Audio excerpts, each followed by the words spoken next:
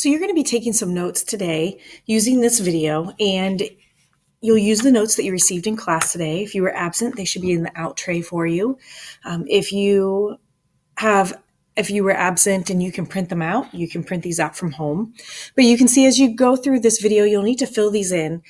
Feel free to pause the video whenever you need to, rewind the video whenever you need to. So we're going to first start talking about the motion of an object is always measured with respect to a reference point.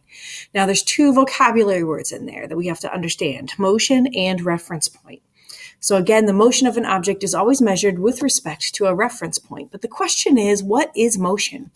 Motion is when an object changes position compared to another object that is usually stationary. We refer to that usually stationary object as a reference point. And oftentimes we use more than one reference point. We use a group of them. We'll talk about that in a minute. Here is a video that we have where some students made to try to show depending on your reference point, how you detect motion. And once I hit play, I'm going to fast forward here to right there. But sometimes your perspective isn't always where it needs to be. That's why you can't always believe your eyes.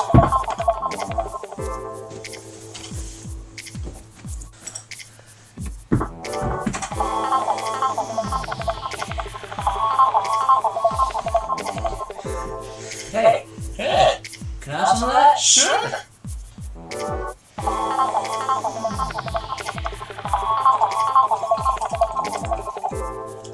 Thanks. Sure.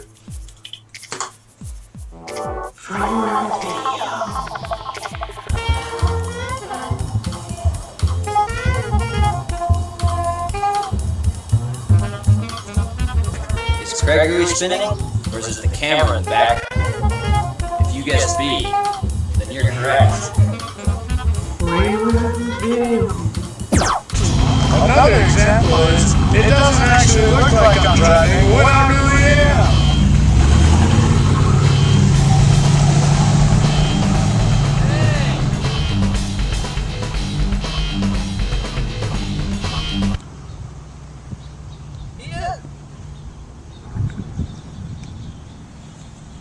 And in this case,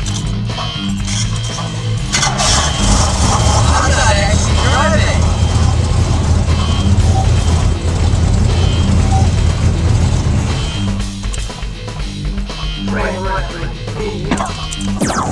Relative to me, Gates isn't going very fast.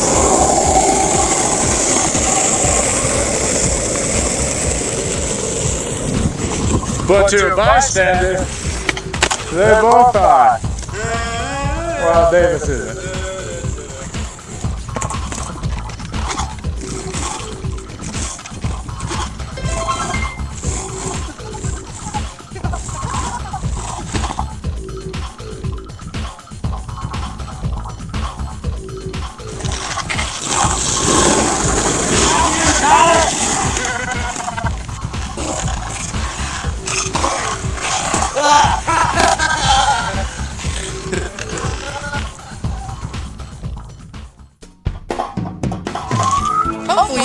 So you saw in that video that they altered the frame of references sometimes to make motion appear a certain way. Just like a pencil held in someone's hand may appear to be at rest, but to an observer in a car speeding by, the pencil may be This video, you learned just why perspective and our frame of reference plays. Okay, so on the next part, we're going to define frame of reference. So a frame of reference is absolutely needed to describe motion accurately and completely. And you'll see that there is a place in your notes for you to say what a frame of reference is. So a frame of reference is a system of objects that are not moving with respect to one another. And that's what we pick to detect motion. There are a lot of things that you can pick for frame of reference, but a meaningful one will allow you to describe motion in a clear and relevant manner. And this is actually a little bit confusing just by looking at a definition, and it's easier to understand through examples. So for instance, let's look at movement in relation to a frame of reference. When you look at this, image, we are noticing that the train is moving. Now, how do we detect that the train is changing its position? We're using a set of objects to detect its motion. We're using the platform that's standing there. We're using the building walls, the people standing on the platform. That is our set of objects, our frame of reference, that we're using to note that the train is actually moving. So if a person right here standing on the platform were to look at somebody inside that train, they would see that person speeding by them. Again, because of the frame of reference that they're using. However, the people on the train, when they look at each other, they don't seem to be moving at all. Again, if I use my frame of reference to be, if I'm inside this train and I had these windows completely darkened out so that I couldn't see anything outside, my frame of reference would be the seat, the walls, these people standing here. And when I look at that set of objects, they're not moving in relation to one another, and I'm not moving compared to them. So I would say I'm not changing my position. So a train moving past a platform speeds by the people on the platform, but the people on the train looking at each other don't seem to be moving. Now, if the people look outside of the train and they see the houses and the street lights and so on, and they use that as their frame of reference, that as their set of objects to compare their motion, then they're definitely going to say, I am moving with this train. Now, wacky frame of references can completely confuse you. So if you've ever been to an amusement park where you go through that bridge and the walls are spinning around you, well, your brain is used to walls being stationary. So when a wall is moving around you, your brain gets this weird information and it thinks, well, I must be the thing moving then. And it's really difficult to walk through this tunnel on the bridge. There's also in amusement parks where they have rooms tilted. And, your brain is used to seeing rooms, like the walls and the floors are at 90-degree angles to one another. And when everything gets tilted, your frame of reference ends up a little bit off. And it's really difficult to walk in these rooms. Here's an art piece that was put together. It's an optical illusion. And I'm going to let you look at this so you can see how that can mess with your brain. Behind that glowing hallway is a really cool art exhibit. But don't take my word for it. This exhibit was totally cool. And Michael Landy has a PhD. I'm a professor of psychology and neuroscience at NYU. Anyway, see for yourself.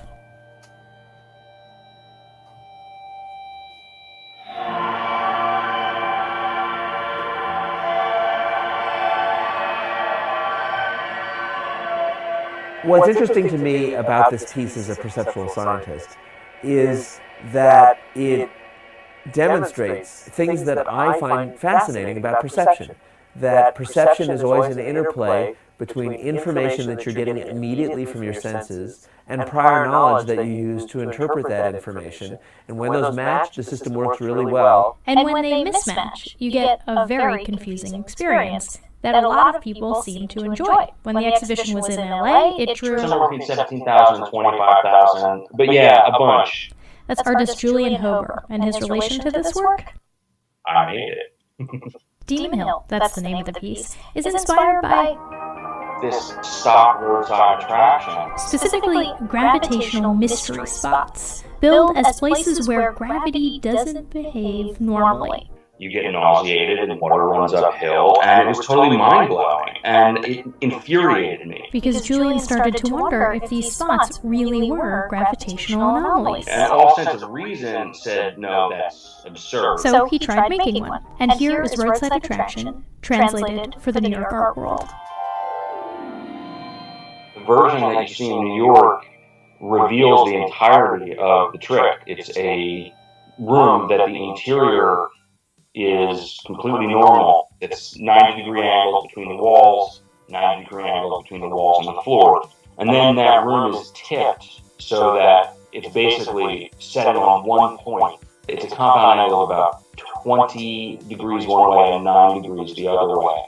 What happens when you walk into the room is that the senses you rely on every day to navigate the world disagree with one another, and so they fight it out. I felt seasick. It is actually kind of disorienting. Kids freak out. Kids love it, and for me, there's a lot of art historical reference, but you don't need any of that to experience the work. It's a very direct and very unsubtle experience. It hits you at your core, kind of literally. Your vestibular system, your inner ear, is telling you that gravity is one way. It's the prior knowledge interacting with sensory information from the room that messes you up. And prior knowledge has a reputation for doing this. We found that in our own experiments. If you give somebody a collection of lines and they're judging their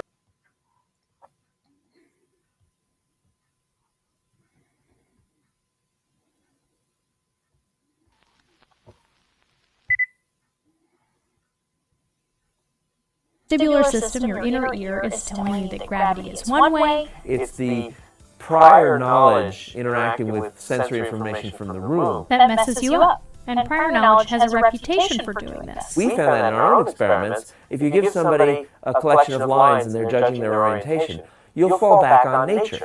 If you walk around the world and take a whole bunch of photographs, and they can be pictures from Manhattan, in which case, obviously, lots of things are vertical and lots of things are horizontal because people build them that way.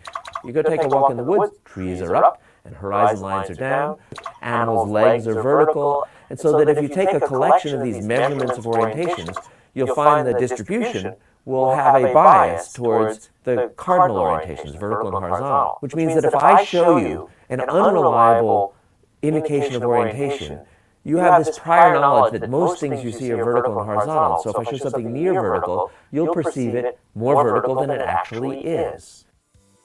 So now let's go back to the exhibit. Our prior knowledge that rooms agree with the gravitational vertical is something that is true for us most of our lives. And so when you put yourself in a situation where that's not true, this overwhelming prior evidence takes precedence. Even when you know that the room is just tipped. This question about why it's interesting is about revealing how the apparatus works. This is an experience you can't logic your way out of. The fancy phrase people use is they're cognitively impenetrable.